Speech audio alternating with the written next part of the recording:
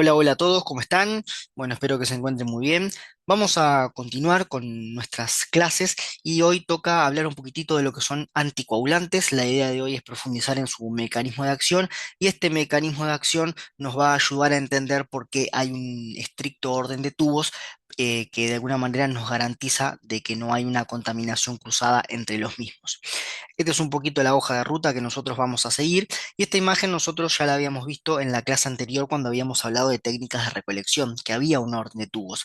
Y este orden de tubos es propuesta por la CLSI, es esta orden de tubos que ellos recomiendan, dado que se ha visto que siguiendo este orden de tubos, de alguna manera se evita en una mayor medida lo que es la contaminación cruzada y eventualmente el impacto que eso tiene con los resultados finales. Vamos a hablar un poquitito de los mecanismos de acción de los anticoagulantes y van a ver cómo de alguna manera esto empieza a tener un poco de sentido. Si arrancamos con los hemocultivos, esto específicamente ustedes lo van a profundizar en microbiología, que tiene un anticoagulante específico, que tiene una función específica. Nosotros en la policlínica no vamos a sacar hemocultivos porque normalmente son pacientes que están internados, cuando se detecta que el paciente tiene algún chucho, ahí es donde los hemocultivos cobran importancia y en la policlínica de verdad que esto no sucede. Tenemos que saber igualmente que se llenan primero, porque de alguna manera yo acá quiero detectar o pesquisar a ver si hay algún crecimiento bacteriano en lo que es la sangre. Entonces, lógicamente, tengo que evitar la máxima contaminación posible para que de alguna manera crezca algo que el paciente tenga en la sangre y no eventualmente quizás algún microorganismo de piel. Es por eso que se deja en primera opción. Nosotros vamos a hacer énfasis de lo que es el citrato para adelante y vamos a intentar comprender por qué seguimos este orden, sobre todo en lo que es la policlínica y en cualquier extracción de piso, siempre y cuando lógicamente no haya que sacar hemocultivos. Primero que nada, cuando vamos a hablar del tubo de citrato, tenemos que hablar que es un tubo específicamente de hematología, donde todas las pruebas de hemostasia y coagulación se hacen en lo que es este tubo, y de alguna manera tenemos que entender su mecanismo de acción. El citrato, cuando nosotros vemos la cascada de la coagulación, básicamente son tres jugadores que de alguna manera generan el coágulo de fibrina, que son las plaquetas, los factores y el calcio. Específicamente el citrato viene a actuar a través del calcio, es un quelante del calcio porque se une a los iones calcio y es como que lo deja fuera de juego. Entonces de alguna manera lo saca de la cascada de la coagulación y la sangre me queda anticoagulada.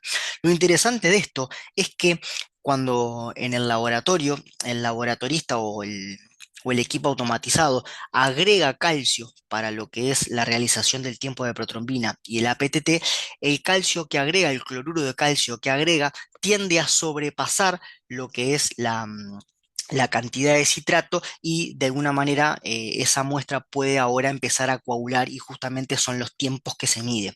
Ahora, esto está todo bien medido porque claro, la cantidad de cloruro de calcio que se agrega es una cantidad que ya está estandarizada para sobrepasar justamente el efecto de citrato y darle a la muestra el calcio necesario para que se puedan medir los tiempos de protrombina y APTT. Esto siempre y cuando va a pasar de una manera correcta cuando nosotros hayamos enrasado bien el tubo. ¿Qué es lo que sucede? Si nosotros de alguna manera enrasamos por abajo, la cantidad de citrato que hay a la vuelta va a agarrar mucho calcio del paciente y a su vez va a empezar a secuestrar todo el calcio que el cloruro de calcio que se le agregó después por parte del equipo automatizado. Y esto en realidad tiene un impacto muy significativo en los tiempos. Por eso el enrase es muy importante y ahora vamos a hablar de un tema de más menos hasta cuánto le permitimos movernos de este enrase para arriba y para abajo. ¿Qué es lo que sucede? Este tubo de citrato se dice que es 1 al 9 y acá es donde entramos a hablar un poquito de proporciones. ¿Qué significa 1 al 9? Bueno, que desde la base del tubo hasta el enrase, si se quiere, hay 10 partes, de las cuales 9 son de sangre y una es de citrato. ¿Tá? Esta parte de citrato es capaz de anticoagular hasta este enrase y no más. Si me paso mucho hacia arriba, como por ejemplo hasta el tapón, de alguna manera el citrato va a estar en menos, la sangre puede tener microcoágulos y cuando de alguna manera cargo muy por debajo, el citrato en este caso está en más, haciendo que los tiempos de alguna manera se me alarguen en el laboratorio. Esto es un poquito lo que les estoy comentando. Si el tubo está poco lleno, por llamarlo de alguna manera, hay mucho citrato libre que de alguna manera va aquelar al calcio del paciente y de alguna manera también va a capturar el calcio que después agregamos. Entonces, esto se traduce con un aumento de los tiempos que justamente no van a reflejar lo que el paciente verdaderamente tiene. Hemos hablado del citrato, pero no hemos dicho por qué es el primero. Bueno, se ha visto en varios estudios que el citrato se debe cargar primero porque es el anticoagulante más sensible a la interferencia. Cualquier interferencia que tenga este tubo, porque se cargó otro tubo primero y hay una contaminación cruzada, lo que va a hacer es alargarme los tiempos. Entonces, de alguna manera, como no queremos que se alarguen los tiempos, lo que se hace es priorizar al tubo de citrato y se llena primero. ¿Por qué? Por esto que les acabo de comentar. Es más sensible a la interferencia de los aditivos que tienen los demás tubos. Es por eso que se llena primero. Esta concentración de citrato acá puede ser de 3,2 o 3,8%, es decir, esta gota acá, imaginemos que es una gota, del 100% de esta gota, 3,2 o 3,8 es citrato, el resto puede ser buffer o aditivos para que de alguna manera esto esté estable y funcione como tiene que funcionar. Ahora, esto es un poquito más de lo mismo. Cuando nosotros vamos a cargar un tubo, ¿se acuerdan que yo les dije que tenía que ser por capilaridad? Podemos llegar a tener la mala suerte de que si cargamos algún tubo de estos, esta punta de la jeringa acá pueda llegar a tocar algún aditivo y claro, cuando en realidad vamos a cargar después al descitrato, estaríamos como arrastrando. Hay una frase que está buena que siempre el citrato es víctima y no agresor.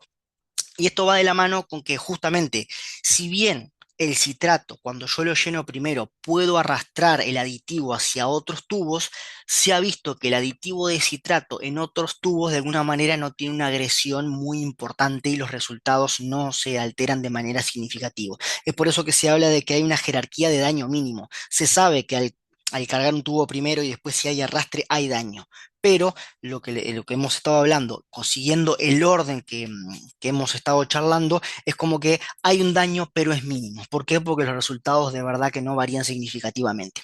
Comentado todo esto, es por eso que el citrato de alguna manera se carga primero. Y acá les traigo un ejemplo que se ve bastante bien. Imagínense ustedes que nosotros cargamos el tubo de EDTA primero y acá habíamos hablado, ¿se acuerdan que esta goma era retráctil? Entonces, claro, cuando entra el tapón, esta goma de alguna manera queda en contacto con este anticoagulante, con el EDTA. Entonces, seguro, cuando después tenemos que colocar el tubo de citrato, por ejemplo, esta aguja que previamente pasó por el EDTA, ahora pasa por el tubo de citrato y justamente me va a alterar estos tiempos porque justamente es el tubo más sensible a la interferencia. Es por eso que el citrato lo vamos a cargar primero siempre.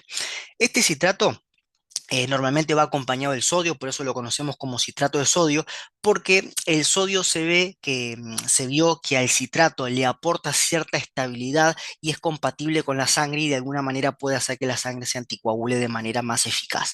Si nosotros pusiéramos citrato solo, no tendría el mismo impacto en lo que es la anticoagulación de la sangre. Hay algo que es curioso también, este citrato de 3,2%, o sea, el citrato que está en esta gota, si se quiere, cuando nosotros lo queremos pasar a miliequivalentes por litro, más o menos equivalen a 327 miliequivalentes por litro, que es un montón sabiendo que, por ejemplo, lo máximo que podemos llegar a tener en el cuerpo como valor de referencia superior de citrato, de sodio, perdón, es 145 miliequivalentes litros. Entonces, claro, ustedes me preguntarán, bueno, pero si después el tubo que viene, que es el tubo de obtención de suero, que lo vamos a profundizar ahora, ¿qué pasa si hay un arrastre desde el tubo de citrato hacia lo que es el tubo de extracción de obtención de suero? Por supuesto que si hay un arrastre, uno podría pensar que acá se me contamina con sodio. Si yo hago un ionograma de acá, podríamos llegar a pensar justamente que el sodio me va a dar aumentado. Bueno, esto se vio, se estudió y se llegó a la conclusión de que, claro, las gotas que pasan del tubo de citrato al tubo seco son microscópicas y son ínfimas, que en estos 4 mililitros que lleva el tubo seco o tubo de obtención de suero, de verdad no tiene un impacto bastante importante. El impacto que tiene es totalmente despreciable. Y es por eso que el tubo de citrato gana por lejos el estar en primer lugar, porque es el más sensible a la interferencia y el tubo que le sigue de verdad no le mueve mucho la aguja si este tubo seco se contamina con lo que es citrato de sodio cuando vamos a hacer un ionograma. Acá lo que les traigo es la realización de un ionograma del tubo de citrato. claramente esto no debe pasar, pero justamente para mostrarles a ustedes el impacto que tiene el sodio en el citrato de sodio. Acá tenemos un paciente donde el valor normal de sodio era de 138. Cuando hicimos el ionograma de alguna manera del tubo de citrato, claramente sube a 169. Y acá les traigo otro ejemplo donde el valor normal es de 140 y pasa a tener el paciente 179. ¿Tá? Para que ustedes vean cómo el impacto de sodio es importante cuando hacemos el ionograma de un citrato de sodio. Por eso, justamente, si hay que hacer un ionograma, nunca vamos a utilizar el citrato de sodio para ese fin. Hay algo interesante que está bueno saber. Hay diferentes normas internacionales que obligan a todos los fabricantes a confeccionar el tubo de determinada manera. ¿Y qué es lo que sucede? Esta norma internacional obliga al fabricante a que los resultados no varíen significativamente si están en el enrase 10% para arriba o 10% para abajo. Es decir, entre el 90 y el 110% los fabricantes tendrían que tener cálculos hechos y justamente demostrar que no hay variación en los tiempos, ya sea que se violente el enrase un 10% para abajo o que se violente el enrase 10% para arriba. Así que acá de este enrase nosotros tendríamos un más menos 10%. ¿Qué es lo que pasa en el laboratorio? Ustedes imagínense que reciben un tubo de citrato cargado, sobrepasando el enrase o con sangre de menos. Al ojo es imposible tener un ojo porcentual que a mí me diga, bueno, esto se pasó un 8%, se acepta, o esto está por debajo un 9,8%, se acepta. Esto está bueno que nosotros lo sepamos. ¿Por qué? Porque hay equipos automatizados, pero esto lo tenemos que conocer en el lugar donde nosotros estamos. Hay equipos automatizados donde al equipo se le dice, el citrato, el tubo de citrato que te vamos a cargar tiene, por ejemplo, 5 mililitros. Estoy inventando. Entonces, la aguja está calibrada que cuando baja, por ejemplo, 3 centímetros, se va a encontrar con sangre, que es el enrase. Si el tubo está cargado por de menos, la aguja, como ya está calibrada y entiende que el tubo lleva 5 mililitros, hace cálculos y entiende que si está cargado por debajo de este enrase, un 10%, capaz que en vez de bajar X cantidad de centímetros, baja un poquitito más. Pero esto se hace y se prueba en equipos que tengan la capacidad justamente de detectar un 10% por abajo o un 10% por arriba. Esto se los cuento porque somos extraccionistas, vamos a trabajar en el laboratorio y esto lo debemos saber. ¿Qué es lo que sucede en la diaria? Bueno, y acá teóricamente es lo que tendría que pasar, ¿no? Tendría que tener tres enrases, el enrase propiamente dicho, el enrase para arriba y el enrase para abajo. Esto justamente no pasa. ¿Qué es lo que sucede? Por norma general en el laboratorio se van a rechazar todos los tubos que tengan un llenado insuficiente. ¿Por qué? Porque justamente el ojo no me da y no todos los laboratorios tienen la capacidad de tener equipos que detecten el 10% del enrase real para abajo. Entonces, como norma general, nosotros sabemos que podemos cargar 10% menos. El tema que para quien recibe el tubo es incapaz con su ojo ver qué porcentaje por debajo del enrase está. Es por eso que normalmente todos los tubos que estén por debajo del enrase deben ser rechazados, ¿tá? Porque justamente tenemos un llenado insuficiente y yo no puedo asegurar de que eso sea el 10%, el 11 o el 9, ¿tá? Entonces, por norma técnica y por norma general, tubo que llega mal enrasado de citrato hacia abajo y también hacia arriba, se rechaza por esa incapacidad que tenemos de calcular ese porcentaje. Comentado esto, vamos a seguir con el tubo seco, se le llama, tiene varios nombres, se le llama tubo seco, también tubo de obtención de suero, y lo podemos encontrar en dos versiones, que puede llegar a tener un gel separador o que no tenga ningún gel separador. Normalmente, así como el citrato lo utilizamos más que nada para el área de hematología, el tubo seco se utiliza para la gran cantidad de analitos que vamos a medir en bioquímica y también para inmunología. Estos tubos, tubo seco o tubo también de obtención de suero, podemos verlo con gel, como les decía, o sin gel, y podemos tener también verlo con perlas. Acá les cuento un poquito. Este gel, ¿qué es lo que sucede? Cuando la sangre se carga acá y se centrifuga, el gel tiene de alguna manera una densidad distinta y en la centrifugación este gel sube hasta determinado nivel, si se quiere, dejando por debajo todo el paquete celular y por arriba dejando el suero, que es justamente lo que nosotros vamos a pipetear. Cuando tenemos gel, vamos a tener esta zona de división. Cuando no tenemos gel, va a quedar una fase, o sea, va a quedar el suero arriba e inmediatamente lo que es el paquete globular abajo. ¿Qué es lo que sucede? Hay tubos que también pueden tener perlas. Estas perlas de alguna manera me ayudan, como aumenta la superficie de contacto y me ayuda a la activación de las plaquetas. También los tubos de suero tienen liofilizado pegado en las paredes, tipo como spray del lado de adentro, partículas de sílice que de alguna manera ayudan aún más a que la coagulación se dé mucho más rápido, ¿tá? Para poder tener el suero lo más rápido posible. ¿Qué es lo que sucede? Este tubo tiene la particularidad que para centrifugarlo yo debo esperar que coagule totalmente. Si no tuviéramos nosotros estos dispositivos como las perlas o como las partículas de sílice, más o menos tardaría entre 30 minutos, más o menos en una hora. Esto es lo que dice la bibliografía. Con estos activadores, con el tema de las perlas y con el tema de las partículas de sílice, estos tiempos bajan entre 10 y 30 minutos. Y esto es importante esperar porque si nos gana la ansiedad y de alguna manera centrifugamos un tubo seco que de alguna manera no ha coagulado totalmente, nos podemos encontrar con esto que les muestro acá. Voy a hacer zoom para verlo mejor. Acá de este lado ustedes ven un tubo seco, acá ven el gel que deja por debajo el paquete globular y por encima del gel lo que es el suero.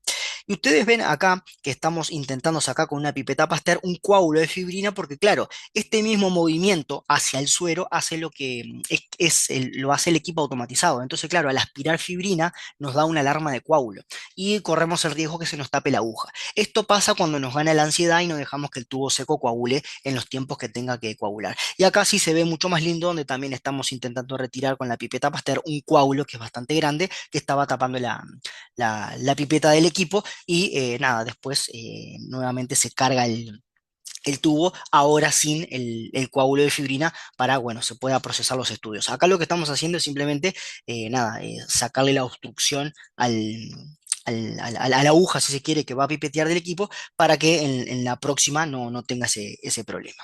Ahora, esto va más de lo mismo y es repetir lo que ya hablamos. Dijimos, el tubo de citrato va primero y tiene sodio. Esta cantidad de sodio tiene este anticoagulante. ¿Por qué de alguna manera, si existe arrastre, por qué no le mueve mucho la aguja? Porque, como les decía, es microscópica la cantidad que va desde el citrato hacia el suero que no le mueve mucho la aguja. O sea, el impacto de verdad que es despreciable. Vamos a pasar el tubo de parina. El tubo de parina nos va a tener que hacer recordar lo que es la cacada de la coagulación, porque la parina potencia la acción de la antitrombina 3. La antitrombina 3, si ustedes recuerdan, es uno de los inhibidores fisiológicos de la coagulación. ¿Por qué tengo que tener un inhibidor de la coagulación? Porque si no, se da la cascada de la coagulación y yo me coagularía todo. Estamos de acuerdo que siempre en el cuerpo tiene que haber un equilibrio. ¿Qué es lo que sucede? Ustedes se acuerdan que el objetivo de la cascada de la coagulación es formar los polímeros de fibrina para que de alguna manera se forme el coágulo. La antitrombina 3, de alguna manera, es un inhibidor de lo que es la trombina para que la trombina no corte el fibrinógeno en fibrina. Bueno, la heparina lo que viene a hacer es potenciar esta acción para que justamente no se dé este paso de fibrinógeno a fibrina y no se forme el coágulo. Ese es el mecanismo de acción de por qué, que me explica a mí por qué la heparina mantiene la sangre anticoagulada. ¿Qué es lo que sucede? Esta heparina, en vez de encontrarse líquida, se encuentra también como de alguna manera liofilizada en las paredes. Vamos a ver estos tubos como pareciera que estuvieran sucios, pero en realidad es el polvo liofilizado en las paredes. Y acá tenemos algo interesante. Así como el citrato tiene que unirse al sodio para tener más estabilidad y ayudar al citrato a cumplir su función, la heparina tiene que unirse al litio, al sodio o al amonio, que justamente el litio, el sodio o el amonio hacen que la heparina sea mucho más soluble, mucho más estable y pueda cumplir la función de potenciar la antitrombina 3. Lo interesante de todo esto es que la heparina tiene carga negativa. Entonces, claro, cuando entra en contacto con la sangre, va a ir por los iones que tengan carga positiva, como puede ser el sodio, como puede ser el potasio y como puede ser el calcio iónico. Es decir, que lo secuestra. Nosotros si lo podemos pensar así, si la heparina es negativa y me secuestra todos los cationes, cuando yo los mida en sangre, de alguna manera tendrían que estar disminuidos. O sea, ese sería el razonamiento que podemos hacer. Eso es verdad, pero les voy a contar una cosa para que vean que esto que acabamos de razonar no es tan así. ¿Qué es lo que sucede? El calcio iónico, ustedes saben muy bien que la medición del calcio iónico debe hacerse en anaerobiosis y lo hacemos a través de la gasometría. porque el calcio iónico a nosotros nos varía con lo que es el pH. Entonces, como el gasómetro tiene la particularidad de medirme el calcio iónico y también de medirme el pH, ya automáticamente me puede hacer la corrección del calcio iónico cuando cambia el pH. Para que esto pase, las jeringas de gasometría se dice que están estabilizadas para iones. ¿Qué significa estabilizada para iones? La heparina está totalmente bordeada de iones calcio, está saturada con calcio, cosa de que no me mueva mucho la aguja en el calcio iónico y yo pueda medir tranquilamente el calcio iónico y ajustarlos por los cambios de pH que correspondan. Entonces, cuando ustedes vean la jeringa de gasometría, que ya viene heparinizada, que está balanceada para iones, sepan que estar balanceada para iones significa que ya la heparina está totalmente saturada de calcio, lo que hace que no secuestre a estos cationes. Esto es lo que pasa en la gasometría. Ustedes me preguntarán qué es lo que pasa en el tubo. Bueno, acá pasa lo mismo. ¿Qué es lo que sucede? Si yo cumplo con los deberes y cargo este tubo más o menos 10%, la heparina, si bien secuestra al sodio, al potasio, de alguna manera es insignificante, no me mueve mucho la aguja cuando yo lo estoy midiendo. Ahora, cuando yo cargo por debajo del 10%, imagínense que la sangre queda acá, la heparina está en más con respecto a que si la sangre estuviera bien enrasada, y esta heparina al más, ahí sí me puede secuestrar lo que es el sodio, lo que es el potasio, haciendo que tenga falsas hiponatremias y falsas hipopotasemias. Entonces, en suma, lo que tiene que ver con la jeringa de gasometría ya viene estabilizada para iones. Lo que tiene que ver con el tubo, si yo cargo en el enrase o un más menos 10%, y acá entramos de vuelta en el más menos 10%, pero bueno, el tubo de heparina, como no se mide en tiempos, se suele aceptar. ¿Por qué se suele aceptar? Porque sabemos que aunque la heparina va a buscar a los cationes, de verdad que no le mueve mucho la aguja cuando se carga por debajo. ¿Ah? Esto es un poco polémico porque, bueno, tiene lugar a discusión, pero eventualmente si esto viene cargado muy por abajo y tengo un tubo seco, como el que vimos anteriormente de obtención de suero, el ionograma lo hago ahí. ¿Tá? Entonces, si está bien cargado el tubo de parina, un 10% para arriba o un 10% para abajo, estoy en condiciones de poder hacer los iones porque sé que la parina no me lo va a secuestrar. Si eventualmente me cae la sangre por acá, este tubo, sabiendo esto, puedo descartarlo y utilizar el tubo de obtención de suero para de alguna manera medir los iones, porque sé que no hay ninguna parina justamente en el tubo de obtención de suero y no me va a mover la aguja en lo que son los iones que yo quiero medir. Dijimos, la heparina puede ser de litio, de amonio, de sodio. Es por eso que es evidente saber que si tenemos que medir litio y la heparina es de litio, no vamos a medir el litio en la heparina de litio. Parece un trabalengua, pero es así. Si la heparina es de amonio, no voy a medir el amonio en la heparina. Y si la heparina es de sodio, no voy a medir el sodio en lo que es la heparina. Hoy normalmente vemos lo que es la heparina de litio, y acá les traigo un ejemplo. Si tengo que medir litio y la heparina es de litio, lo que voy a utilizar es el tubo seco. Acá les traigo un paciente, este es el resultado real del litio del paciente, y este es el resultado cuando utilizamos la heparina de litio. Vean ustedes los valores de referencia. De este lado, el paciente, de alguna manera, el médico puede interpretar que tiene que aumentar la carga de litio para llegar al valor de referencia, mientras que si le informamos este otro valor, claramente va a disminuir, o sea, la conducta terapéutica de ese médico sería disminuir las concentraciones de litio, pero nosotros fuimos lo que informamos mal. Nosotros sabemos acá que también, como no hay coágulo de fibrina, el fibrinógeno no se consume, es por eso que también este tubo no lo puede utilizar para hacer el proteinograma electroforético, porque el fibrinógeno migra, o sea, se carga, migra, y me aparece ahí en la región de las gamas globulinas, y me puede estar simulando un pico monoclonal, que es justamente lo que nosotros no queremos. ¿Ah? Muy bien. Quiero ver si me olvido de algo, me parece que no. La pregunta es, ¿por qué se llena primero el tubo seco y luego el de parina? Bueno, se ha visto que en realidad si de acá alguna partícula de sílice llega a lo que es el tubo de parina de alguna manera no se va a ver afectado, porque la heparina potencia de verdad que muchísimo la antitrombina 3, y en realidad es insignificante la cantidad de sílice que puede pasar del tubo seco a la heparina, porque la heparina lo va a neutralizar. Es tanto el poder que tiene la heparina sobre la antitrombina 3 que no le mueve mucho la aguja al tubo en el tema de la anticoagulación. Ahora, si, ¿qué es lo que sucede si pasa al revés? Bueno, si algo de la heparina puede llegar a pasar a lo que es el tubo de obtención de suero, acá quizás podemos llegar a tener un problema porque dijimos, la heparina es un potente inhibidor, perdón, es un potente potenciador de la antitrombina 3. Entonces, lo que me puede llegar a pasar en el tubo seco es que me retrasaría lo que es la formación del coágulo y yo tendría que esperar y eso se traduciría en que los resultados van a salir más tarde de lo que tendrían que haber salido. Seguimos en nuestro recorrido, vamos a ver un poquito del tubo de delta. El tubo de delta normalmente se utiliza más en hematología que en bioquímica, pero tenemos ahí algunas pruebas donde utilizamos el tubo de delta, sobre todo en la hemoglobina glicosilada, PTH también. EDTA significa ácido etilén de amino tetracético, a partir de ahora va a ser EDTA, y también, al igual que el citrato, es un potente quelante de lo que es el calcio, más que el citrato. O sea, el EDTA, si tuviéramos que medir la potencia de quelación del calcio, el EDTA le gana por goleada al de citrato. ¿Qué es lo que sucede? Este es el mismo ejemplo que les mostré para el deshidrato, donde tenemos los tres jugadores fundamentales de la cascada de la coagulación. El EDTA me quela el calcio, me lo deja fuera de juego y no se puede dar la cascada de la coagulación como se tiene que dar, por eso que la sangre me queda anticoagulada. Este EDTA, de alguna manera, para mantener su estabilidad y para cumplir mejor su función, está asociado siempre al potasio, puede ser con un potasio K2 o dipotásico o K3 o tripotásico que está en forma líquida. Esta es la diferencia que tiene. ¿Cuál es el que se recomienda? El K2. ¿Por qué? Porque el K3, al ser líquido, me puede diluir la muestra si yo cargo poco, y eso no tendría sentido. A su vez, también se estudió que de alguna manera el EDTA-K2 me sirve para hematología porque no tiene un impacto significativo en lo que es la morfología de las células. Entonces, como no tiene ese impacto en la morfología de las células, no me cambia el BCM, no me cambia el hematocrito, por ende es que se utiliza mucho el K2 en contraposición del EDTA-K3. Estas son las pruebas que normalmente se utilizan para el hemograma, para la hemoglobina glicosilada, para la PTH y también para pruebas moleculares.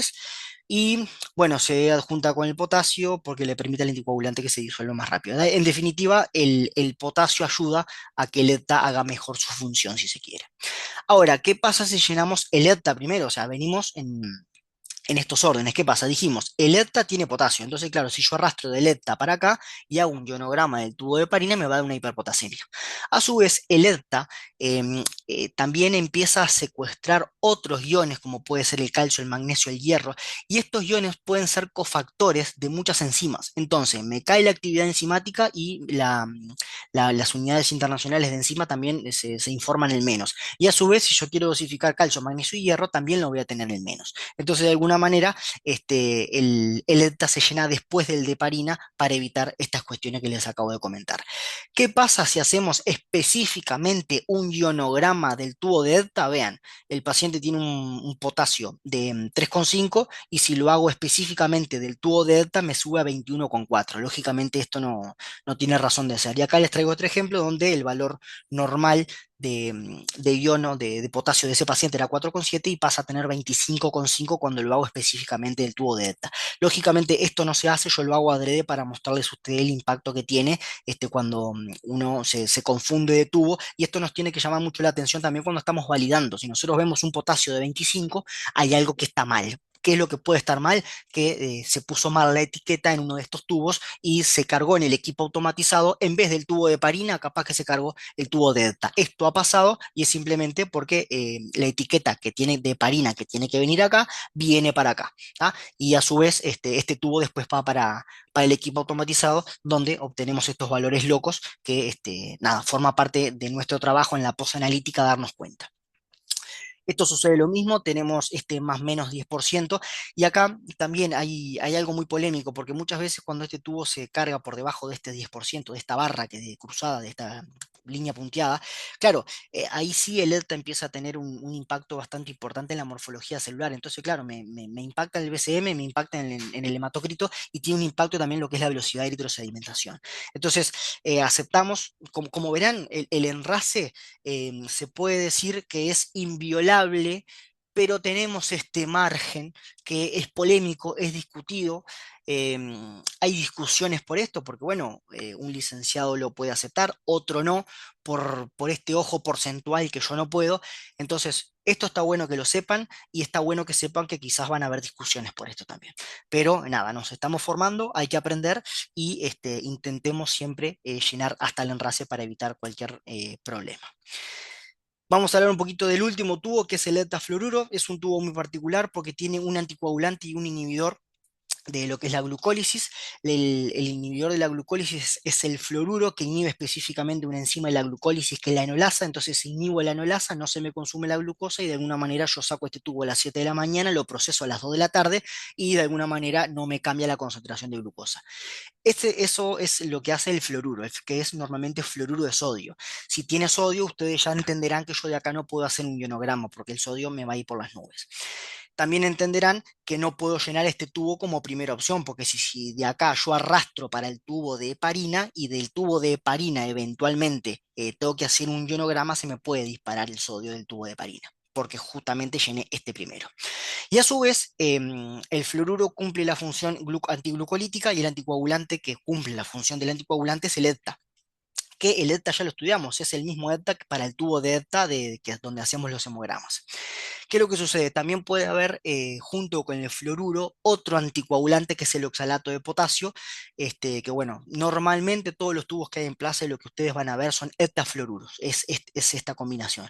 ¿Cuál es la utilidad? Lo vamos a utilizar para la glucosa plasmática y para todo lo que tiene que ver con las pruebas de PTOG, porque en definitiva es medir la glicemia antes y después de las 2 horas. ¿Tá? Entonces, ¿por qué se llena primero el tubo de hepta y luego el de heptafluoruro u oxalato fluoruro? ¿Qué es lo que sucede? Si esto se invierte y este tubo tiene este oxalato, se ha visto que si el oxalato viene de este tubo para acá, me distorsiona muchísimo lo que es la morfología. Y si este tubo va para hematología, de alguna manera le estoy poniendo en problema a ellos. Entonces, para evitar cualquier tipo de problema, es que este tubo viene para el final. ¿Por qué viene para el final este tubo? Por lo que les acabo de comentar. Primero que nada, es un tubo que puede tener fluoruro de sodio. Si tiene sodio y de este tubo se me contamina el resto puede darme hipernatremias que no son reales, lógicamente. ¿Y qué es lo que pasa? El fluoruro es un inhibidor enzimático. Entonces, claro, si cargo este tubo primero y después el resto, cuando yo voy a medir actividad enzimática y tengo el fluoruro en la vuelta por una contaminación cruzada, la actividad enzimática se me va al piso, se me desploma y estoy obviamente dando resultados que no son concordantes con lo que tiene el paciente. Entonces, si hacemos una ensuma, este es el recorrido que hemos hecho, pero hay un tubo oculto que se los voy a mostrar ahora, que es otro tubo de citrato tapón negro con una proporción distinta a este tubo de citrato. Ahora después van a ver por qué no lo di al principio y se los presento ahora al final. Vamos primero a conocerlo. Este también es un tubo de citrato, lo que cambia es la proporción, es decir, acá yo tengo 5 partes, de las cuales 4 van con sangre y una es el citrato. ¿Qué es lo que pasa? Este tubo está diseñado específicamente para medir la velocidad de eritrosedimentación, que es simplemente decir cuántos mililitros, si bien digo mililitros hora, caen los glóbulos rojos, y es un reactante de fase aguda que se utiliza mucho con lo que es la PCR y la leucocitosis. Eso lo pueden ver también en otros teóricos cuando hablamos de reactante de fase aguda. ¿Qué es lo que sucede? Para medir la velocidad de eritrosedimentación se tuvieron que estandarizar de alguna manera las reglas del juego. ¿Cuál fue la estandarización para medir de manera más eficaz la velocidad de eritrosedimentación? Juntamente esto, crear una proporción 4:1. ¿Qué es lo que sucede? Esta proporción 4:1 me permite a mí que de alguna manera los eritrocitos se puedan apilar uno arriba del otro como pila de monedas, tengan más chances de caer y yo así lo pueda medir. Entonces, esto seguramente lo vayan a ver en hematología o en algún teórico que haya a la vuelta. Nosotros acá tenemos el tubo de Bess o tubo de citrato 1:4, donde de alguna manera tiene también un enrase. Este enrase nosotros, por supuesto, como en todo, lo vamos a intentar respetar a rajatabla. Y después tenemos una pipeta que está graduada en centímetros, en milímetros, perdón. Entonces, claro, cuando nosotros introducimos esta pipeta, la sangre naturalmente sube hasta un tope. Entonces nosotros vamos a esperar 1 hora y vamos a ver cuántos milímetros caen en 1 hora. Y esto se informa en milímetros hora.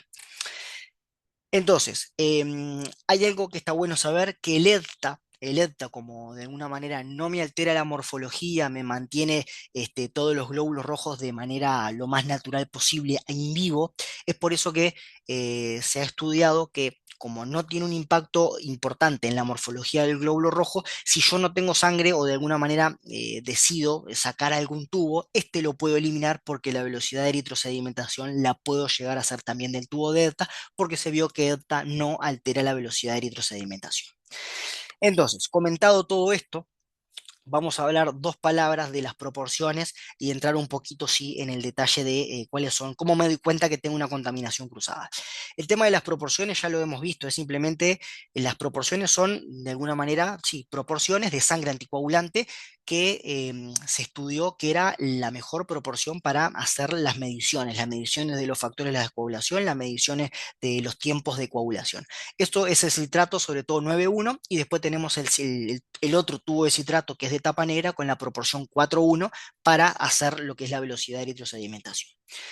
Entonces, esto a modo de definición, la proporción entre la sangre y el aditivo es uno de los factores críticos para garantizar la exactitud de los resultados de laboratorio. Entonces, si yo tengo que cargar 9 partes de sangre, tengo que cargar 9 partes de sangre, porque tengo un enrase que respetar. Insisto con esto, no voy a entrar en tema, porque es polémico el tema del enrase, es más o menos 10%, pero intentemos respetar a rajatabla lo que son los enrases. ¿Cuáles son las consecuencias de la contaminación cruzada? ¿Qué es lo que pasa? Nosotros tenemos un orden en mente. Si yo altero este orden y se me da por ejemplo, cargar el tubo de EPTA primero y arrastro hacia el resto, ya tengo un problema. ¿Por qué? ¿Qué pasa? Del tubo seco y del tubo de heparina, si yo quiero hacer la dosificación de iones, ya voy a tener un problema. ¿Por qué? Porque dijimos, el EPTA tiene potasio, entonces voy a tener una hiperpotasemia. A su vez, sabemos que el EPTA secuestra iones, como lo que es el magnesio, el hierro y el calcio. Y a su vez, como estos iones son importantes cofactores para la actividad enzimática, cuando voy a medir un perfil hepático, por ejemplo, de estos tubos, me doy cuenta que está todo para abajo. Y es simplemente que el paciente no se curó de su enfermedad, sino porque en realidad tuvo una contaminación con EDTA. Y lo que tiene que ver con el citrato, ¿qué es lo que pasa? Dijimos, los dos quelan el calcio. Pero ¿qué pasa? Es mucho más potente el EDTA que el citrato. Entonces, claro, la cantidad de cloruro que yo tengo que agarrar, después agregarle a las pruebas de coagulación es muchísimo más. Es por eso que, de alguna manera, este citrato, como hemos conversado, va siempre en primer lugar. ¿Por qué? Porque el ERTA, al contaminarme de citrato, me quela mucho más calcio.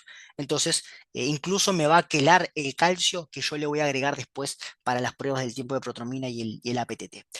¿Qué es lo que pasa si lleno primero lo que es el tubo de heptafluoruro? Es más o menos lo mismo, porque como tiene hepta, el resultado acá es exactamente el mismo. Me va a dar todo para abajo lo que son los iones, me va a dar una hiperpotasemia, me cae la actividad enzimática y en este sentido me pasa lo mismo. El hepta es mucho más poderoso a la hora de quelar, por eso es que los tiempos cuando tengo una contaminación con hepta son mucho más largos.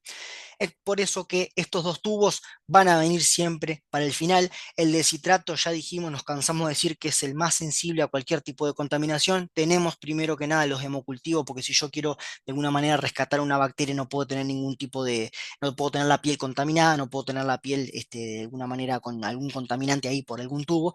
Y tenemos ahora que aparece acá el tubo de citrato de la proporción 1:4. Ahora, eso todo lo que hemos venido hablando es específicamente para la extracción de sangre venosa. ¿Qué pasa cuando tenemos una punción capilar? Que ya también la aprendimos, que se puede hacer de los dedos, que se puede hacer del talón y mucho menos de la oreja. ¿Tá? Yo por lo menos del pabellón de la oreja no he visto.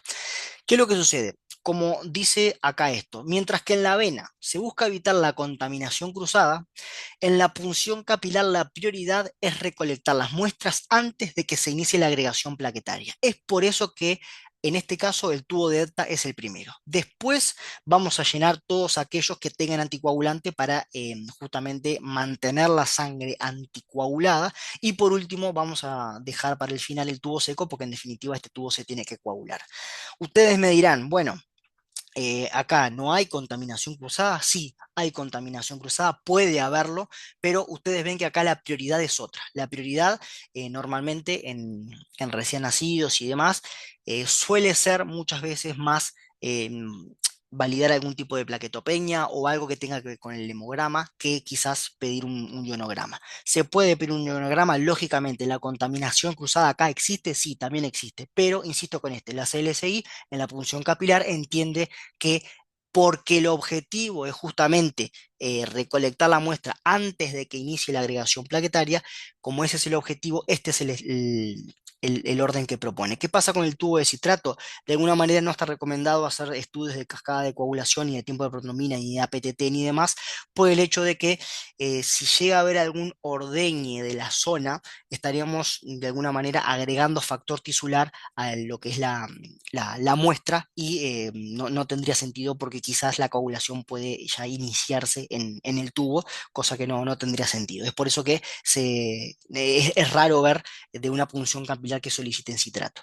Chicos, nada, espero que les sirva. Cualquier cosa, como siempre, me mandan mail, mensaje, lo que ustedes quieran, lo vamos viendo. Y bueno, nada, nos vemos en el próximo teórico. Saludos para todos.